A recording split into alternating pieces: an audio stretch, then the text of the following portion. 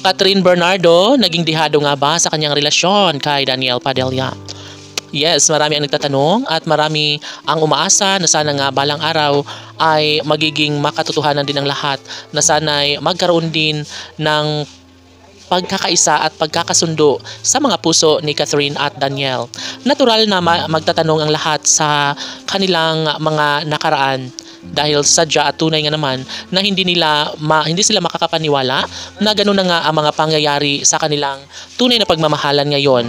Hindi ba't ito lang ang pinaka-the best na pangyayaring dapat?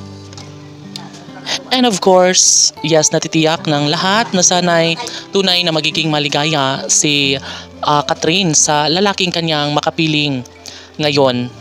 No, sana nga ay magiging patas na ang takbo sa relasyon ni Queen Catherine at King Daniel, sapagkat ito talaga ang nais na maisakatuparan sa lahat.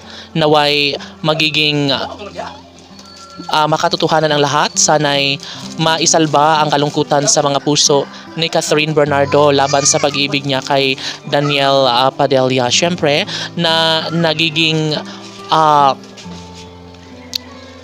nagiging unfair para kay Catherine Bernardo ang panahon, sapagkat naiiwan sa ere si Catherine Bernardo dahil sa kalukuhang nagawa ni Daniel Padilla. Of course, panatag na rin naman ang kalooban ng taong bayan, dahil nga isa ito sa pinaka-the best na pangyayari na sana'y magkaroon nga ng magandang kahihinatnan ng lahat.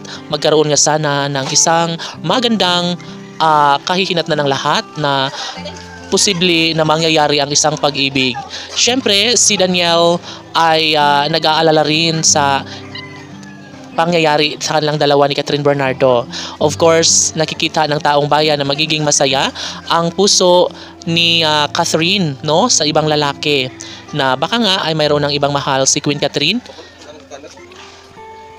And of course, sa mga pagkakataong ito ay nanginig nga sa inis itong si Catherine Bernardo, dahil ito ang unang pagkakataon na araw ng Pasko na dapat ay sila mismo ni King Daniel ang magkasama ngayon. Ngunit ito ay tanggap na ni Catherine Bernardo, dahil sabi nga ni Queen Cat na posible pa rin naman na magiging happy siya kahit wala sa kanyang tabi si King Daniel, no? Siyempre, isa sa magandang pagkakataon ang magkaroon sana ng posibilidad na makita at matagpuan ni Catherine Bernardo ang isang pagmamahal na hanap-hanap ng aktres para sa tunay na kasaganaan at pag-ibig na talaga namang dapat na maitama sa pag-iibigang tunay na nararapat sana'y maangkin ni Catherine Bernardo ang tunay na kaligayahan sa pag-ibig ni Daniel Padilla. Laban!